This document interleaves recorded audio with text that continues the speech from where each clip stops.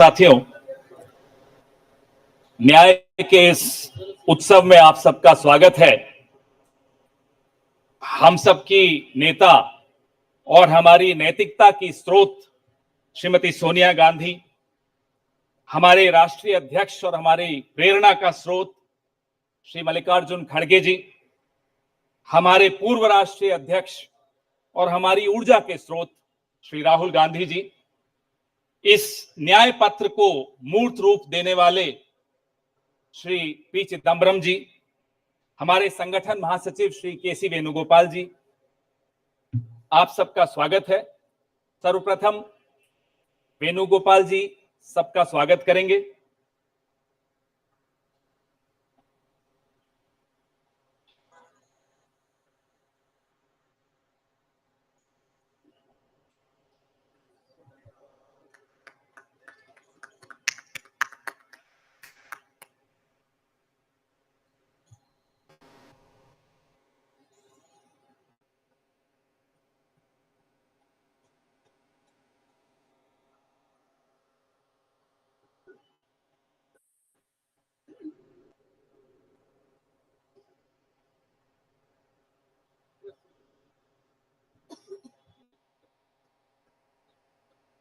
धन्यवाद वेणुगोपाल जी। साथियों, हमारे नेतृत्व के लिए और हमारी पार्टी के लिए न्याय केवल एक शब्द नहीं है। न्याय संघर्ष है, न्याय तपस्या है और न्याय हक है। सबसे पहले इस कार्यक्रम को आगे बढ़ाते हुए हम न्याय पत्र का विमोचन करेंगे, उसको जारी करेंगे। मैं माननीय कांग्रेस अध्यक्ष श्री मल्लिकार्जुन खड़गे साहब से आग्रह करूंगा कि वो न्याय पत्र को जारी करें।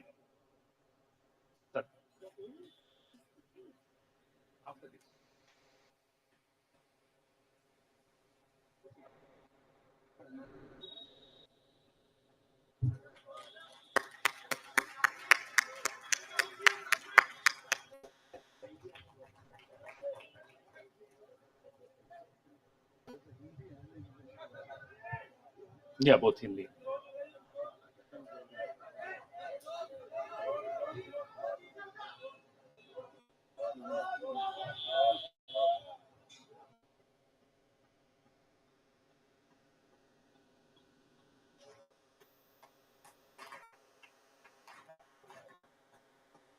धन्यवाद। अब मैं मैनिफेस्टो कमेटी के अध्यक्ष श्री पी चिदम्बरम साहब से आग्रह करूंगा कि वो इस न्याय पत्र के विषय में कुछ इस पर प्रकाश डालें, आपसे चर्चा करें।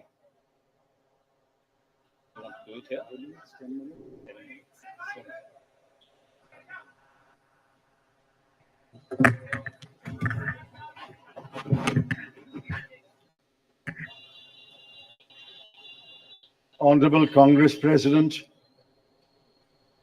Honorable former Congress President Srimati Sonia Ji, Honorable former Congress President Shri Rahul Ji, General Secretary Shri K.C. Venugopal, members of the Congress Working Committee, senior leaders of the Congress,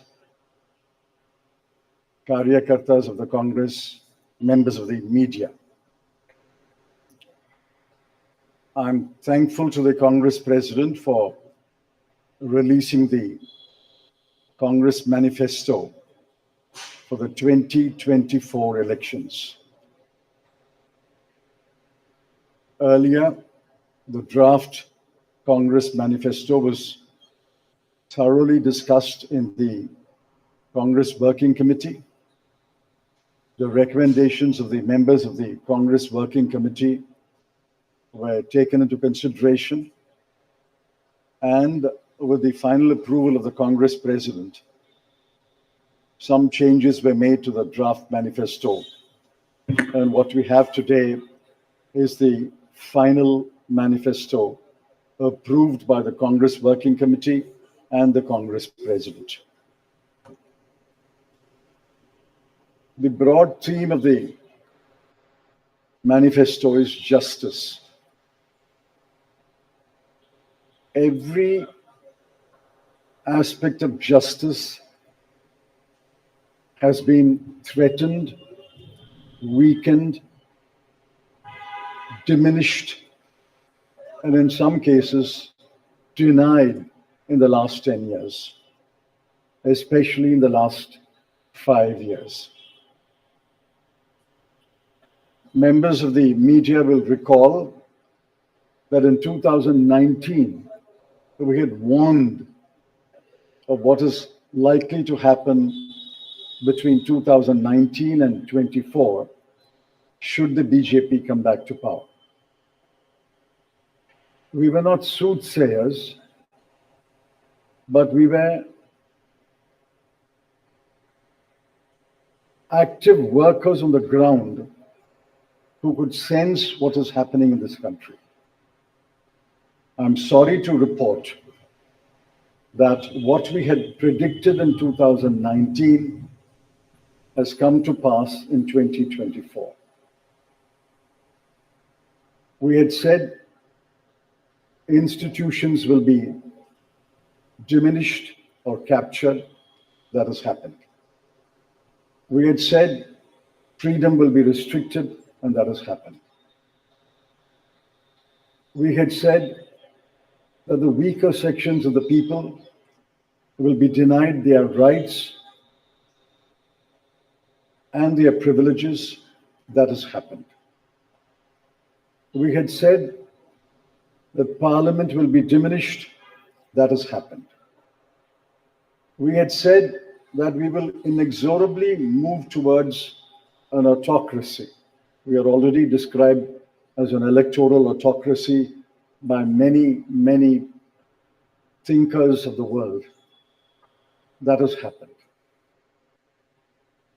While we are unhappy that what we had predicted has happened, we have in this manifesto suggested bold measures to reverse the damage that has happened in the last 5 to 10 years.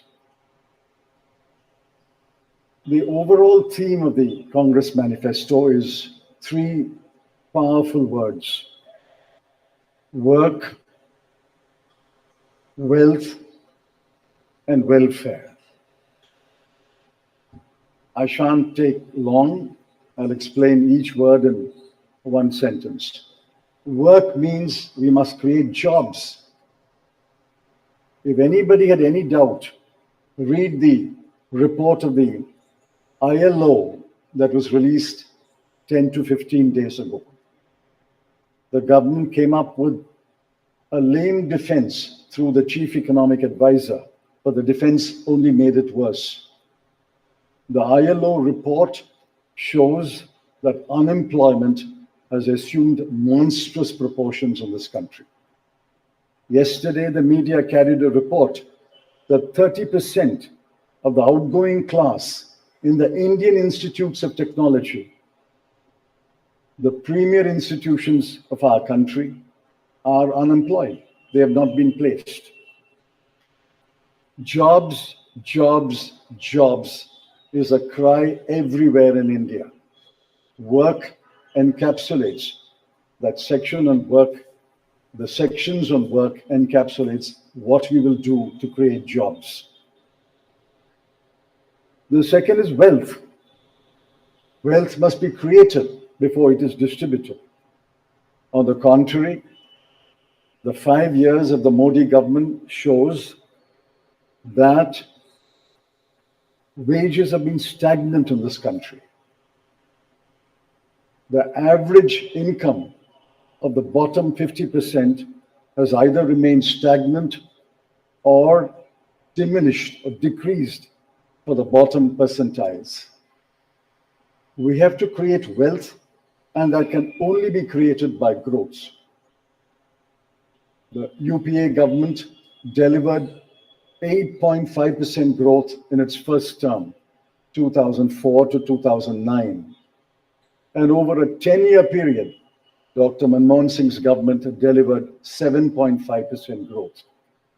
Even the futile attempt by the BJP government to revise the figures made it 6.7%. But over the last 10 years, the average growth is only 5.8. And if you count the year that ended on 31st March, given the inflated figures, it will still be 5.9. The difference between 7.5 and 5.9 may appear to be trivial, 1.6%, but it's not a trivial difference. It is the difference that makes between a moderately slowing economy and a robust economy. So the second broad theme is wealth. We have to create wealth, which means we must have investment, capital investment, private investment, government investment, and foreign investment. Once we create jobs and once we set in motion policies that will create wealth, this country will go back to the high growth path of the UPA governments. The third section, which addresses many aspects of justice, is welfare. So work, creating wealth, which results in welfare. The welfare of whom? I have always accused the BJP government, the Modi government, is a government of the rich, by the rich, and for the rich. This government is driven only by the interests of the top 1% of this country. But we have to look at the bottom 50%. The bottom of the pyramid, the bottom 50% is as important as those who are well off. And in the bottom 50%, as we go down the ladder, the bottom 20% are extremely poor. It has been estimated that 23 crore people are still poor in this country. UPA government lifted 24 crore people out of poverty. And we promise that if the Congress or a Congress-led government comes to power in 2024, we will lift 23 crore people out of poverty in the next 10 years. That's possible, it's doable, and I conclude by saying the Congress has done it before and we can do it again. I appeal to all of you to spread the message of this manifesto to the nook and corner of this country and ask the people to vote for the hand symbol and to vote for all our allied parties throughout this country. Thank you.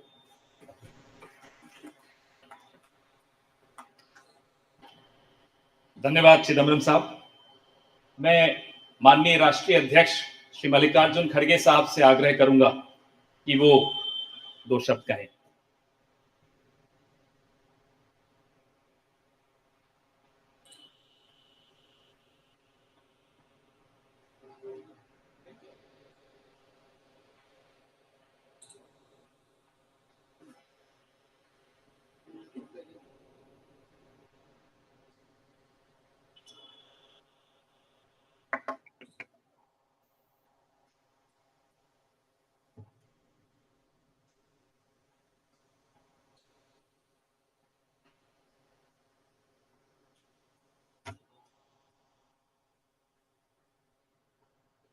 आज हमारे कांग्रेस चुनाव घोषणा पत्र जारी करने के मौके पर कांग्रेस पार्टी के भूतपूर्व अध्यक्ष और हमारे चाहते नेता श्रीमती सोनिया गांधी जी और भूतपूर्व अध्यक्ष श्री राहुल गांधी जी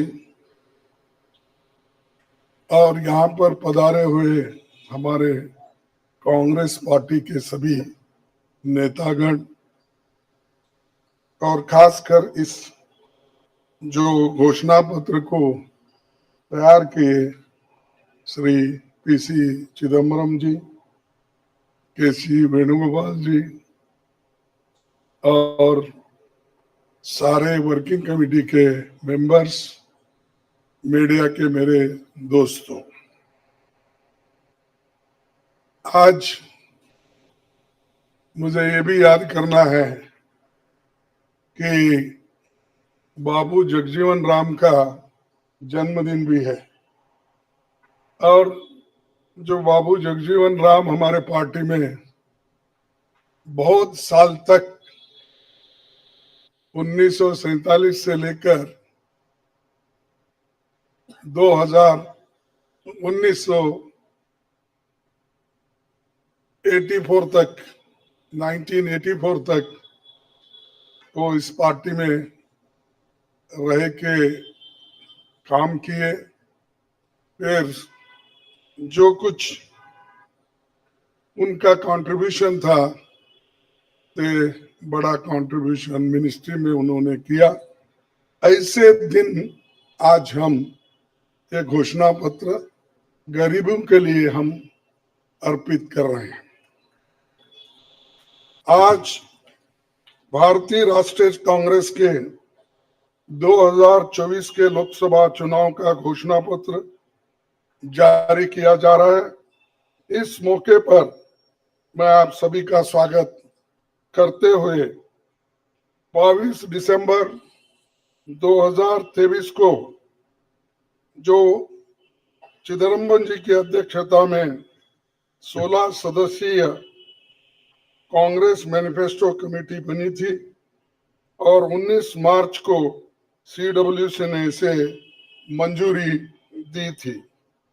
व्यापक जनभागीदारी और संपर्क के बाद हमारा घोषणा पत्र बना है। इसके लिए वेबसाइट आवाज भारत की बनी, जिस पर भी काफी सुझाव मिले। हमारा ये घोषणा पत्र देश के राजनीतिक इतिहास में न्याय के दस्तावेज के रूप में याद किया जाएगा। राहुल जी के नेतृत्व में चली भारत जोड़ो न्याय यात्रा में 5 पिलर्स पर ध्यान केंद्रित किया गया था। यात्रा के दौरान युवा न्याय, किसान न्याय, नारी न्याय, श्रमिक न्याय और हिस्सेदारी न्याय की घोषणा की गई थी। जहां कहीं भी हम गए, इन न्याय की बात हमने करी थी और इसकी गारंटी भी हमने दी है। इन 5 पिलर्स में से 25 गारंटी निकलते हैं। हर 25 गारंटी ने किसी ना किसी को लाभ मिलने का इसके अंतर्गत यहाँ पर हमारे मैनिफेस्टो में भी है और इसके लिए जो हम पहले से ही करते हुए आए हैं वो भी हमने इसका उल्लेख किया है। मैं कुछ बातें आपके सामने रखना चाहता हूं। खासकर युवा न्याय के तहत हर शिक्षित युवा की पहली नौकरी अप्रेंटिसशिप के साथ पक्की हो जाए, ऐसी एक गारंटी हम दे रहे हैं। और उसके लिए हम 1 लाख रुपए, उसके लिए हम एक अप्रेंटिसशिप कोर्स करने वालों को खर्च करेंगे और इससे ये फायदा होगा, किसी ना किसी जगह उसको पक्की नौकरी मिलेगी, क्योंकि ये स्किल डेवलपमेंट के तहत और बहुत से इंडस्ट्रीज में इनको काम मिलेगा। नारी न्याय के तहत गरीब परिवार की महिला को सालाना 1 लाख की मदद देंगे। कोई तालियां नहीं बजा रहे, क्या बात है?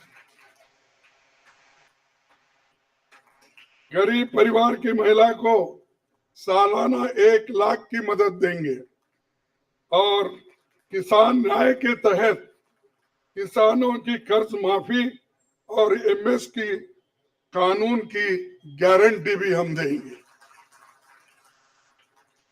और श्रमिक न्याय, इसके तहत मनरेगा में भी 400 रुपए के न्यूनतम, कम से कम 400 रुपए मजदूरी दिया जाएगा।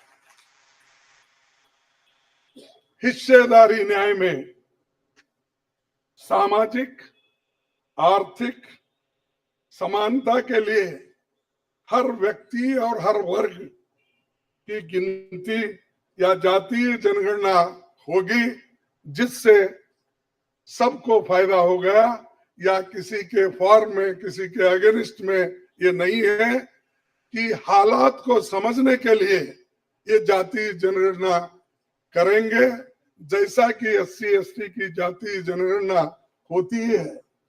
और वैसा ही जो पिछड़े लोग हैं और भी ये अपर कास्ट में भी गरीब लोग हैं, सबकी हालत क्या है ये जानने के लिए हम जातीय जनगणना कराएंगे और इसका फायदा हर वर्ग को मिलेगा। हमारे घोषणा पत्र में संवैधानिक न्याय कॉन्स्टिट्यूशनल जस्टिस खंड में लोकतंत्र बचाओ, भय से मुक्ति से लेकर मीडिया, न्यायपालिका आजादी, भ्रष्टाचार के खिलाफ मुहिम जैसे मुद्दे, कला संस्कृति जैसे विषय भी है। आर्थिक न्याय इकोनॉमिक जस्टिस खंड में आर्थिक नीतियों, बेरोजगारी, टैक्सेशन और टैक्स रिफॉर्म्स, ये सारी चीजें उसमें हम लाएंगे। इंडस्ट्री और इंफ्रास्ट्रक्चर पर ठोस काम हम करेंगे। राज्य न्याय जस्टिस फॉर द स्टेट्स में संघीय विकास, पूर्वोत्तर भारत पर रोशनी हम डाले हैं, और जहां कहीं भी फेडरल स्ट्रक्चर को धोखा होगा, हम उस वक्त अपनी आवाज उनके साथ भी उठाएंगे, और जब हमारी गवर्नमेंट आएगी तो उनको बराबरी का हिस्सा देंगे, और ताकि वो पैसे के लिए तरस न हो, चाहे वो ड्रॉट हो, फ्लड हो, डिसास्टर्स हो, इसके लिए नेचुरल डिसास्टर, इन सब के लिए फेडरल गवर्नमेंट को कानून के तहत जो मदद मिलना चाहिए वो हम जरूर उनको दिलाएंगे। उसी के साथ देश की प्रतीक्षा और आंतरिक सुरक्षा के महत्व को ध्यान में रखकर रक्षा न्याय की भी खंड है, जिसमें विदेश नीति भी है। और विदेश नीति हमारी अब तक सफल हुई है, और उसी नीति पे अगर ये लोग काम करते थे और ठीक ढंग से चलते थे, और बहुत से मुश्किल हमको आज जो आ रहे हैं वो कभी नहीं आते थे। तो इसीलिए हम अपना रक्षा न्याय का, देश की रक्षा के लिए पूरा हम काम करेंगे। आखिरी एक महत्व का बिंदु पर्यावरण न्याय भी देंगे। आप सभी से मैं अनुरोध करूंगा कि घोषणा पत्र को बारीकी से देखें, पढ़ के इसमें आपको भविष्य के भारत की शानदार नया तस्वीर दिखेगा, और इसके लिए आप ठीक ढंग से आप काम कर सकते हो। आजादी के बाद 1951-52 में चुनावों से राजनीतिक दल घोषणा पत्र जारी करते समय बहुत से दावे करते हैं लोग, पर कांग्रेस हमेशा जमीनी हकीकत पर चलती है। 1951 में पंडित जवाहरलाल नेहरू के नेतृत्व में हमारा जो घोषणा पत्र जारी हुआ, उसका नाम था व्हाट कांग्रेस स्टैंड्स फॉर। उसका नाम था व्हाट कांग्रेस स्टैंड्स फॉर। पहले घोषणा पत्र को लेकर ये टिप्पणी की गई थी, no exaggerated claims were made, no ambitious plans to entice public or deceive the electorate had been placed before them. A realistic view of what was capable of achievement and implementation alone was presented.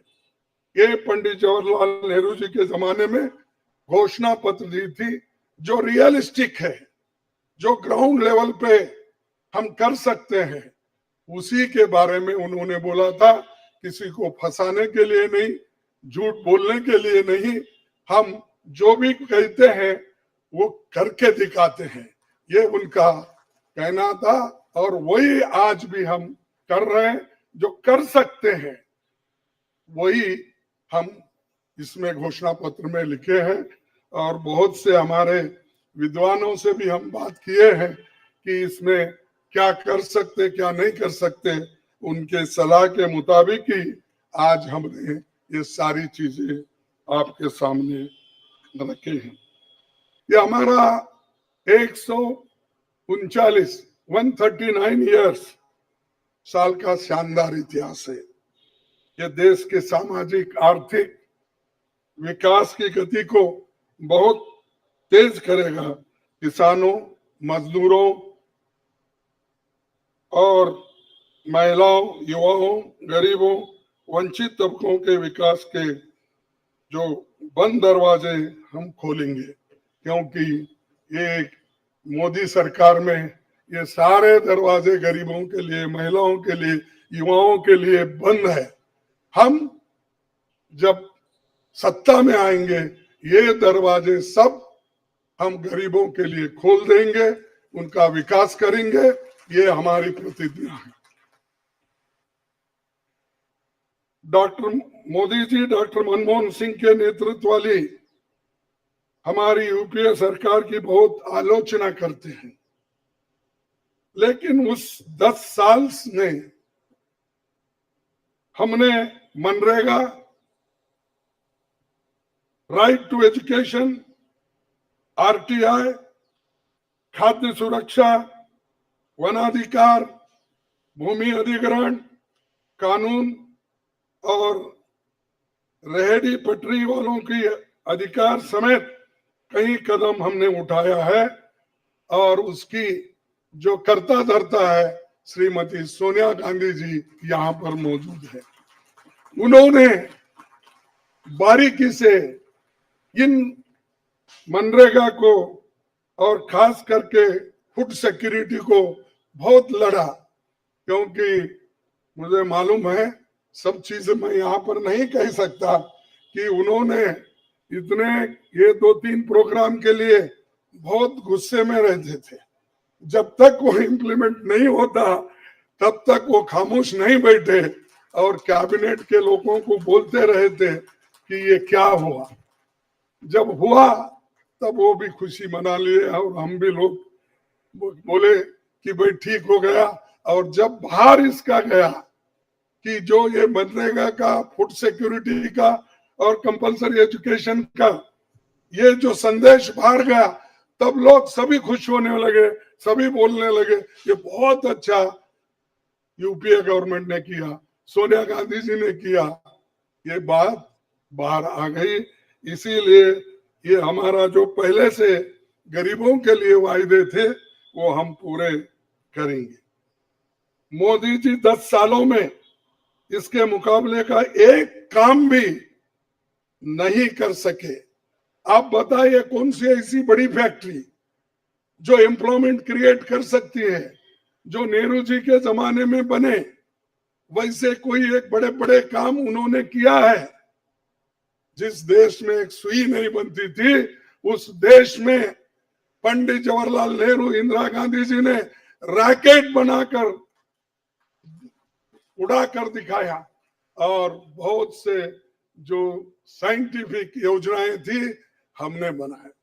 अब मोदी जी के जमाने में तो गालियां देने का छोड़ के दूसरा तो मैं नहीं सुना। और उसके अगर कोई छुपे हुए काम है तो मेरे को बताओ, ताकि मैं भी उसकी प्रशंसा करूंगा। लेकिन आज हम गारंटी जो भी दे रहे हैं, हम चंद स्टेट में करके दिखाए हैं।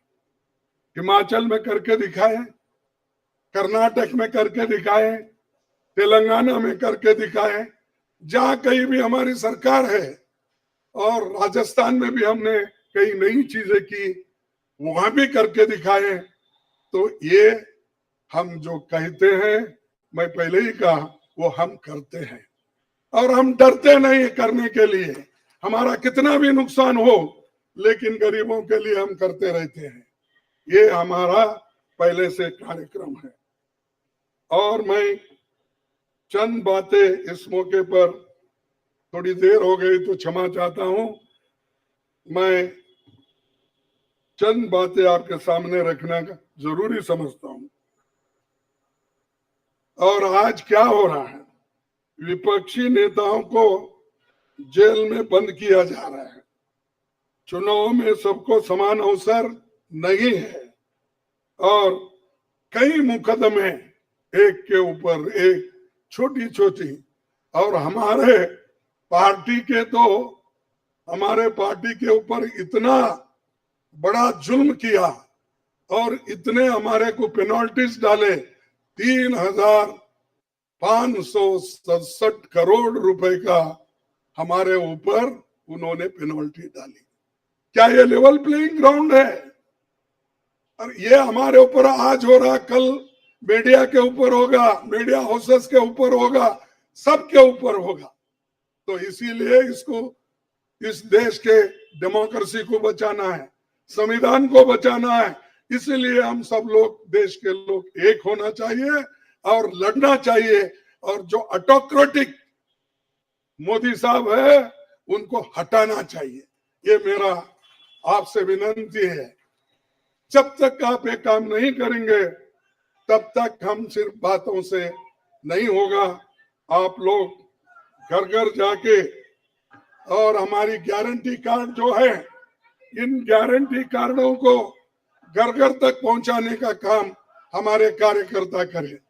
जब तक आप घर घर नहीं जाएंगे, वोटर से नहीं मिलेंगे, कुछ भी होने वाला नहीं है।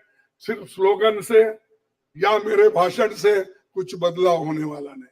बदलाव होगा तुम जनता से जब मिलेंगे, घर घर जाएंगे, महिलाओं से मिलेंगे, युवाओं से मिलेंगे, और जितने भी हमारे पेरेंट्स हैं, बड़े हैं, उनसे मिलके, किसानों से मिलके आप लोग काम करेंगे, तभी हम कुछ हासिल कर पाएंगे। तो इसीलिए मैं आपसे विनती करूंगा, ये काम हमारा आप करेंगे और इस ऑटोक्रेटिक सरकार को हटाने के लिए आप काम करते रहेंगे। अब बीजेपी का तो ऐसा है, चंदा दो धंधा लो, चंदा दो धंधा लो, कॉन्ट्रैक्ट लो, पैसे दो। तो उन्होंने काम किया और वो कहते हैं कि भ्रष्टाचार मिटाऊंगा। अरे भाई, 25 लोग हमारे बड़े बड़े नेताओं को आपने लिया और 25 नेताओं में 2 को तो एक पूरा एक्सोनरेट किया और 23 लोगों को फिर उनको भी एक्सोनरेट किया। अरे शाह साहब के वॉशिंग मशीन में इतने लोग जो भी जा रहे हैं, क्लीन होके आ रहे हैं, और भ्रष्ट लोग तुम्हारे साथ है, बदनाम हमको कर रहे हैं। मेरे पास तो नहीं है ना, मेरे पास जब तक थे तो आपने बोला वो भ्रष्ट है, फिर आप वो क्लीन कैसा हो गए, प्रामाणिक कैसा हो गए, ठीक कैसा हो गए? तो ये खुद ही इधर डराते हैं, उधर सब चोरों को लेते हैं। तो ये मेरा कहना है। इसीलिए आप इस बात को सोचिए, और हम सालों से गरीबों की सेवा करते हुए आए हैं, आगे भी हम करते रहेंगे। और जितने भी उन्होंने काम किया, मैं यहाँ गिनता नहीं, क्योंकि रेलवे में क्या किया, इन्फ्लेशन का क्या किया, अनएम्प्लॉयमेंट का क्या किया, ये सारे अगर बोलते कहूं तो आप भी थक जाएंगे। तो इसीलिए मैं ज्यादा नहीं बोलता, आप सबको मालूम है, और हमारे पूरे इलेक्शन मैनिफेस्टो में वो चीज वहां पर है। इसीलिए आप तमाम को मैं धन्यवाद अर्पित करता हूं कि आप ऐसे वक्त जो हमको साथ दे रहे हैं, जिस वक्त लोग डर डर के चंद लोग भाग जा रहे हैं। वो डरने वाले कौन है? जो आदमी कुछ चोरी करता है वही डरता है। जो आदमी ठीक है, अपने उसूलों पे खड़ा है, उसको कोई नहीं डराता। अगर डराएगा तो भी वो उसूलों पे ठहरे हुए लोग डरेंगे नहीं। तो इसीलिए हम लोग डरने वाले नहीं। हमारे नेता श्रीमती सोनिया गांधी जी, राहुल गांधी जी, डर उनमें नहीं है और डर का नाम भी नहीं है। और डर ये शब्द उनके पास नजदीक आता नहीं। वो डर सिर्फ मोदी को है, क्योंकि वो हमारे लोगों को ले लेके 400 पार बोलते फिर रहा है।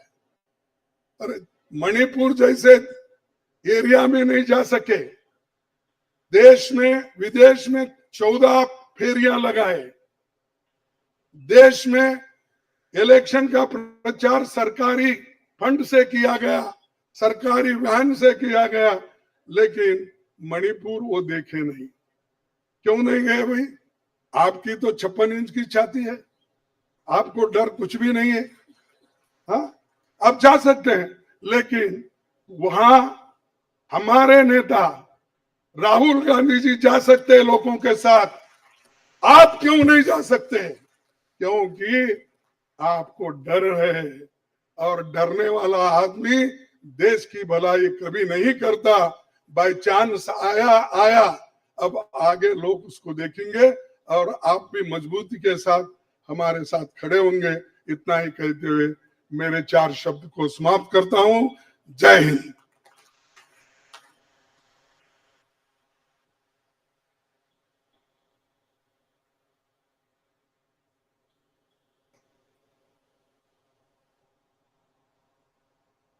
धन्यवाद खड़गे साहब। मीडिया के मित्रों, आपके मोबाइल पर सॉफ्ट कॉपी हिंदी और अंग्रेजी की हमारे न्याय पत्र की पहुंच चुकी है। कार्यक्रम के पश्चात उसकी फिजिकल कॉपी भी आपको दे दी जाएगी। कार्यक्रम को आगे बढ़ाते हुए अब 10 मिनट आपके सवाल जवाब होंगे और इसमें अनुशासन रखिएगा। सबसे पहले एजेंसीज को मौका दिया जाएगा, तो एएनआई सबसे पहले अपना सवाल पूछे।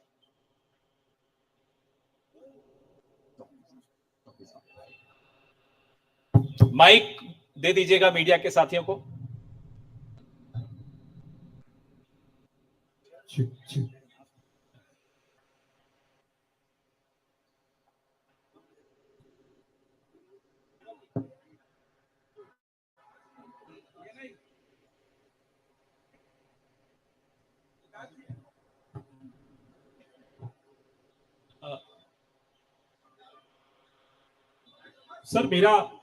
सर मैं सिद्धार्थ हूं एएनआई से। सर मेरा सवाल यह है कि आप लोगों ने एक प्रॉमिस किया है अपने मैनिफेस्टो में कि जो लोग पार्टियां छोड़कर जाते हैं, चुने हुए लोग, उनके लिए आप अमेंडमेंट करेंगे, 10th शेड्यूल में डालेंगे ताकि उनकी मेंबरशिप अपने आप बर्खास्त हो जाए। क्या इस तरीके की परिस्थितियां जो आज बन रही है, खासकर आपकी पार्टी इसको देख रही है, इसको ध्यान में रखते हुए आप लोगों ने मैनिफेस्टो में इसको डाला है?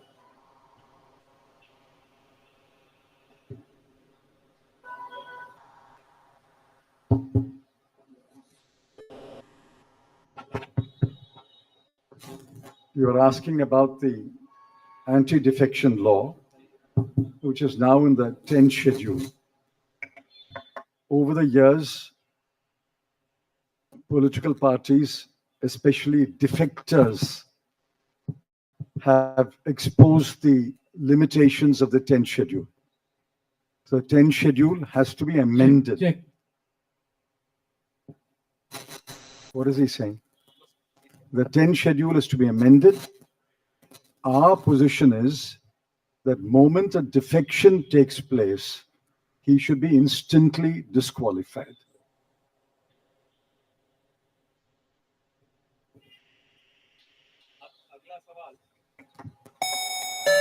अगला सवाल PTI.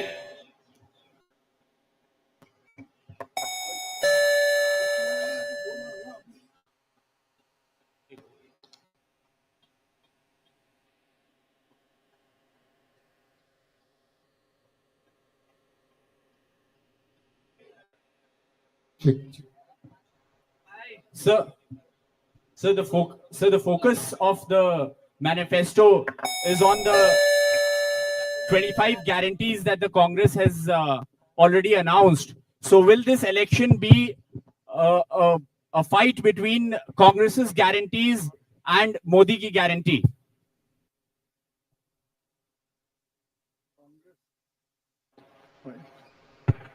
The Congress guarantees are concrete guarantees.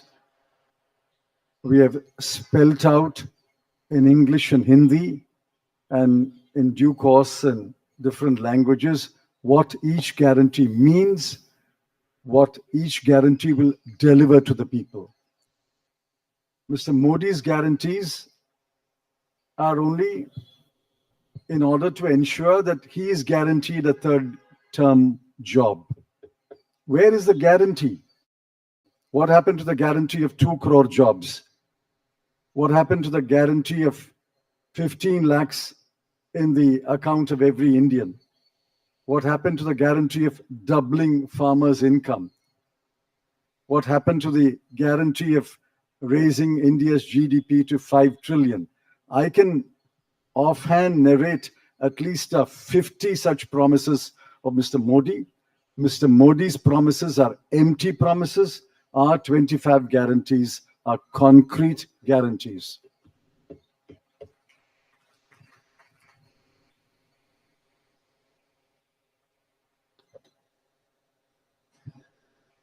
Good afternoon. I agree with what Mr. Chidambaram said. But this election is about those who are trying to destroy the constitution and destroy democracy in this country versus those who are trying to protect the constitution and protect democracy in this country. We do believe that it is very important, once this fight is won, that we look after the interests of the vast majority of our people, that India is not run for 2 or 3 large conglomerates, large businesses, that it is run for the vast majority of people, that we are not a nation of monopolies.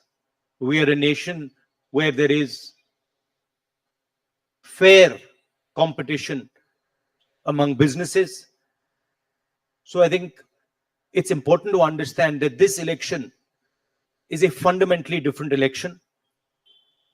I don't think democracy has been as much at risk. The constitution has been as much at risk as it is today. In Hindi, sir. ये जो चिदम्बरम जी ने कहा उससे मैं सहमत हूं, मगर ये जो चुनाव है ये लोकतंत्र को और संविधान को बचाने का चुनाव है। एक तरफ एनडीए नरेंद्र मोदी जी जो कॉन्स्टिट्यूशन पर आक्रमण कर रहे हैं, लोकतंत्र पर आक्रमण कर रहे हैं, इंस्टीट्यूशंस को कैप्चर कर रहे हैं, और दूसरी तरफ इंडिया अलायंस जो कॉन्स्टिट्यूशन की रक्षा करता है, लोकतंत्र की रक्षा करता है। तो ये चुनाव इन दोनों फोर्सेस के बीच में है। धन्यवाद। मौसमी सिंह, आज तक।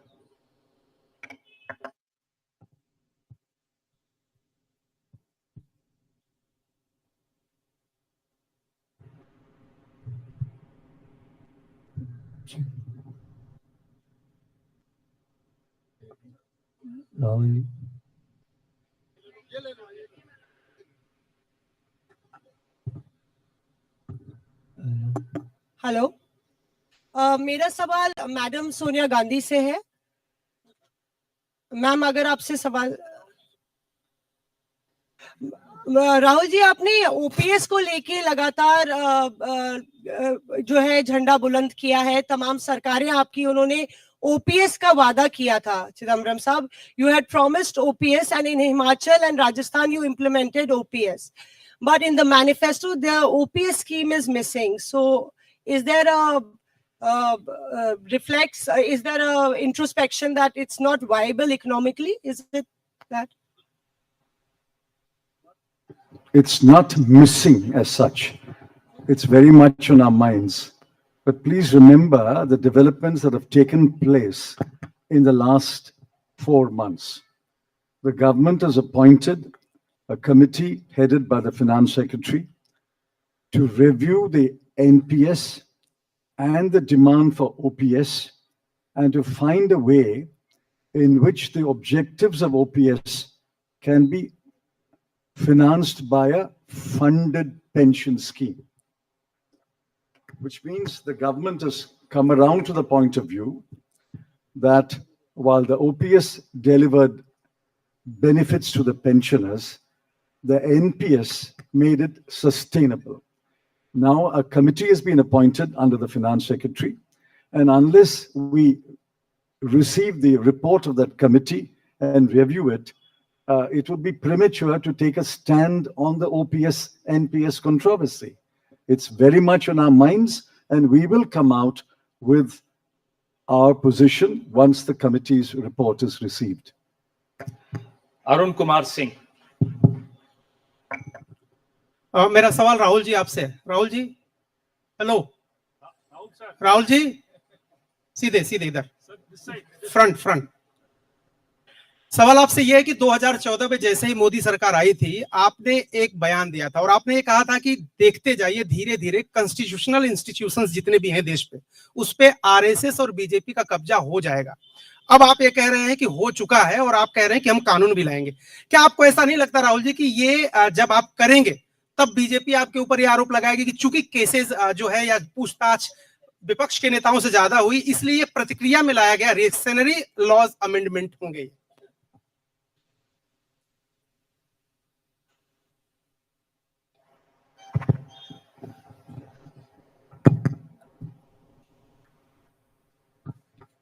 सबसे पहले ये समझना होगा कि हिंदुस्तान के राजनीतिक स्ट्रक्चर में हो क्या रहा है। आरएसएस ने और बीजेपी ने और खासतौर से नरेंद्र मोदी जी ने जो स्ट्रेटेजी बनाई है, उसका फाउंडेशन क्या है, उसकी नींव क्या है, सबसे पहले यह समझना है। नरेंद्र मोदी जी ने जैसे अदानी जी की मोनोपोली है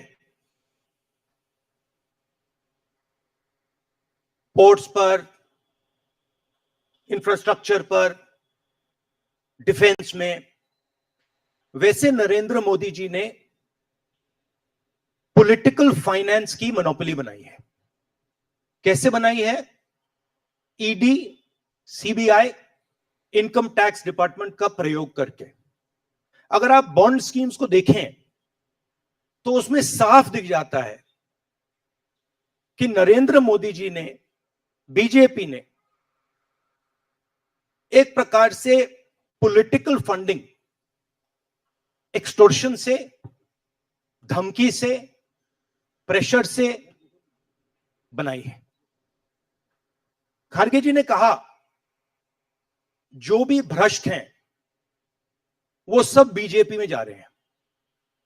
उसका कारण है क्योंकि नरेंद्र मोदी जी चाहते हैं कि पॉलिटिकल फाइनेंस की मोनोपोली उनके हाथों में हो। अब हमारे बैंक अकाउंट बंद कर दिए, हमारे पास ओरिजिनल रास्ता जो था वही हमारा रास्ता है। हम जनता के साथ जाकर मिलकर उनके लिए लड़ते हैं। ये जो मैनिफेस्टो बना है,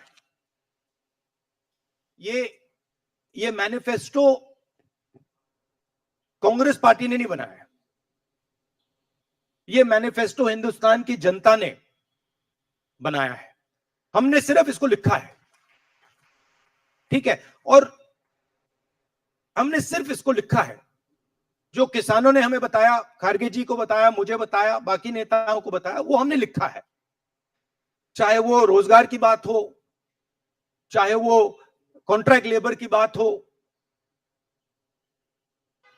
हजारों लोगों से बात करके हमने ये हिंदुस्तान की आवाज है, ये लिखी है। मगर जो राजनीति में आज हो रहा है वो क्लियर है कि सब पार्टीज को नरेंद्र मोदी, ईडी, सीबीआई, इन इंस्टीट्यूशंस को कैप्चर करके फाइनेंशियली मोनोपोली बना रहे हैं अपनी।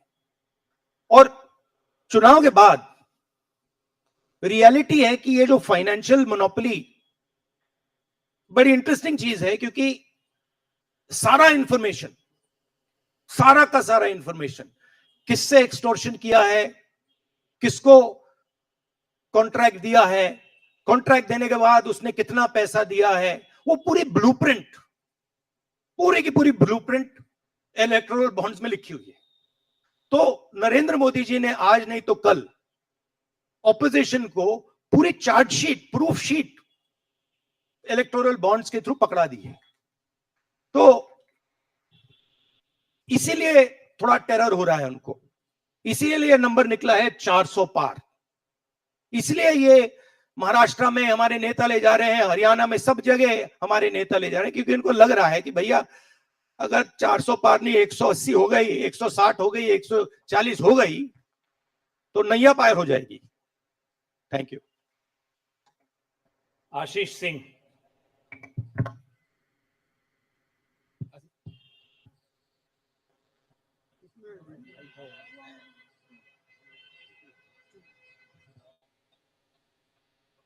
राहुल जी, लास्ट टाइम पिछले लोकसभा चुनाव में राहुल जी आपने मुझे याद है कहा था, you were convinced that time कि मोदी जी जा रहे हैं, मोदी जी का वक्त खत्म हो गया है। ऐसा हुआ नहीं, होता है राजनीति में। इस दफा नरेंद्र मोदी को आप कितनी बड़ी राजनीतिक चुनौती मानते हैं सर 2024 के चुनाव में? देखिए, 2019 में ये शुरू हुआ, आज ये एक तरह पीक पे पहुंच गया है। हिंदुस्तान के सारे इंस्टीट्यूशंस उनके हाथ में हैं, पॉलिटिकल फाइनेंस की मोनोपोली उनके हाथ में है, CBI, ED, income tax, EC, ये सारे के सारे बीजेपी के हाथ में है, बीजेपी के कंट्रोल में है। तो जैसे मैंने अपने भाषण में कहा, cricket match is a rigged match, cricket match is not a fair match.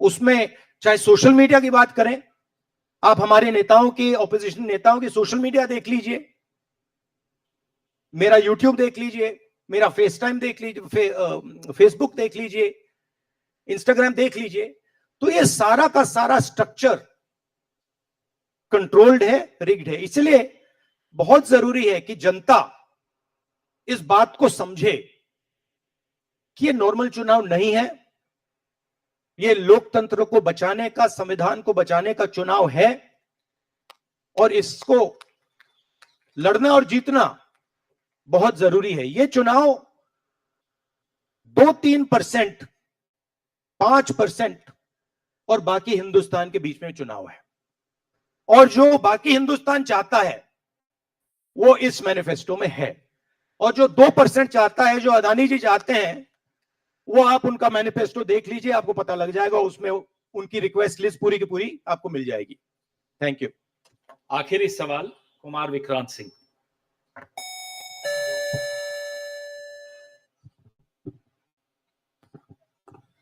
Rahul ji, 2009 में आपको भी याद होगा, उस वक्त मैनिफेस्टो में 2 तस्वीरें थी, मनमोहन सिंह जी की और सोनिया गांधी जी की। पूछा गया पीएम कैंडिडेट कौन होगा, सोनिया जी ने अपनी तस्वीर छुपा ली थी। आज 2 तस्वीरें हैं, राहुल गांधी जी की और खड़गे जी की। कोई तस्वीर छुपाएंगे, कोई दिखाएंगे? नहीं, ये आप बड़े डिस्ट्रैक्शन वाले क्वेश्चन पूछते हो। देखिए, इंडिया गठबंधन में डिसीजन लिया गया है कि हम मिलकर एक साथ आइडियोलॉजिकल चुनाव लड़ रहे हैं। चुनाव जीतने के बाद लीडर कौन होगा, प्राइम मिनिस्टर कौन होगा, वो पूरा का पूरा जो कोलिशन है वो मिलकर डिसाइड करेगा। Thank you. धन्यवाद। अब कार्यक्रम की समाप्ति से पहले श्री केसी वेणुगोपाल कल के कार्यक्रम के विषय में आपसे 2 शब्द कहेंगे।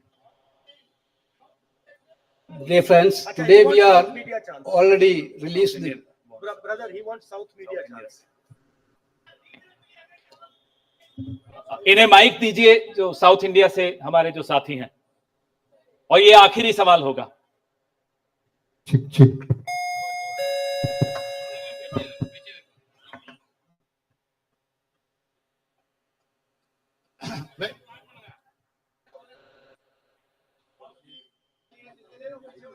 Vanakkam. South India's mic is not on, brother. But you have a very strong voice. You can speak without the mic. Sir, Vanakkam. Vanakkam. Venkatraman from Dinamala from Tamil Nadu. At once, congratulations to the Congress party, which is due to this serious campaign by the DMK party and Congress leaders. You are going to get 10 out of 10 seats from Tamil Nadu in the forthcoming parliament election. Do you think the same trend will you expect from across the country? Well, you know, I'm not a soothsayer. Unlike many political commentators, I can't predict the future. But what I'm confident of is that this is a much closer election than is being propagated by the media. It is a close election, and we are going to fight an excellent election, and we are going to win the election. Thank you. Please do remember one thing. Please do remember that there was a similar feeling being generated by the press when Mr. Vajpayee was Prime Minister. There was the India Shining campaign. So we have a similar idea being propagated. India Shining with 2-3 new dimensions. International dimension. All sorts of new dimensions. Full support by the monopolists in the country. But do remember what happened to the India Shining campaign. And do remember who won that campaign. Thank you.